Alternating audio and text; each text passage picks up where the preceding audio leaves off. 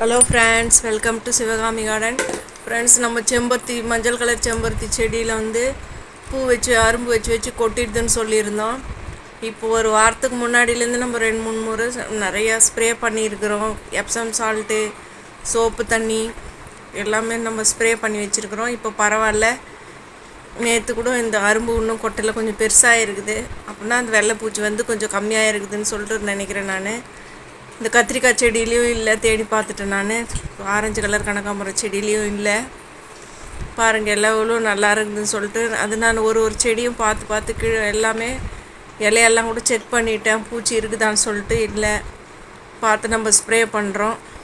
இது வந்து வெள்ளைப்பூச்சி வந்து ஒரு செடியில் வந்துட்டால் எல்லா செடியிலையும் வரும். எறும்பு வந்தாக்கா அது பின்னாடியே வெள்ளைப்பூச்சி வரோன்றாங்க யூடியூப்பருங்க.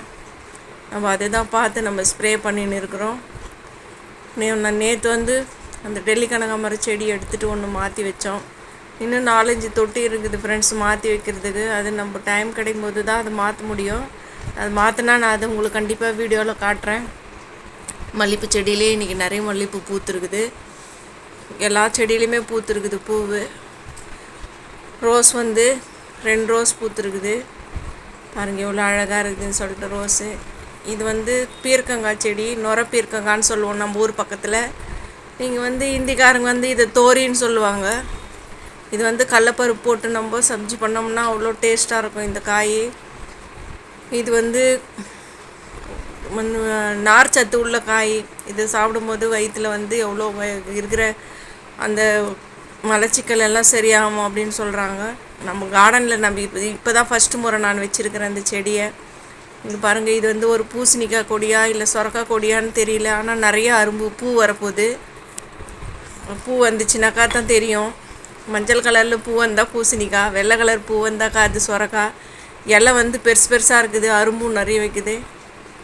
சம்பங்கி செடியில் வந்து ஒரு பூ வந்துருக்குது. சம்பங்கி பூ ஒரு கலையில் ஒரு பூ தான் வரும் அது. ஆனால் ஒரு கலையில் வந்து 10-15 பூ பூத்துரும். ஒன்றில் வந்து அரும்பு வச்சுருக்குது. எப்படியும் அது இன்னும் 2 நாளில் பூக்கும்னு சொல்லிட்டு நான் எதிர்பார்க்குறேன். புதினா செடி வந்து பரவாயில்ல, கொஞ்சம் வளர்ந்துடுச்சு. இன்னும் 2 நாள் பொறுத்து நம்ம கட்டிங்க்கு ரெடி ஆகிடுச்சு. புதினாவும் கொய்யாக்காய் மரம் நல்லா இருக்குது. அந்த கொய்யாக்காய் மரத்துள்ள நம்ம வச்சுருக்குற அந்த கத்திரிக்காய் செடியும் மண் கலவை ரெடி பண்ணணும். அது எடுத்து நடணும், தொட்டி ரெடி பண்ணணும். இன்னும் நம்மக்கிட்ட 4-5 செடி இருக்குது.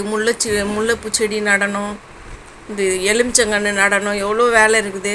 அதை நான் தினமும் ஒன்று தான் அது பார்த்துன்னே இருக்கிறேன். மழை வர பெய்யுது, சரியான நேரம் அமையலை. நான் அது பண்ணும்போது உங்களுக்கு கண்டிப்பாக காட்டுறேன் ஃப்ரெண்ட்ஸ். இன்றைக்கி வந்து நம்ம முருங்கைக்கீரை, நம்ம கார்டன்லேருந்து முருங்கைக்கீரையும் அந்த சாரணக்கீரை, பருப்பு கீரைலாம் எடுத்துன்னு வந்து நம்ம பருப்பு போட்டு கடைய போகிறோம்.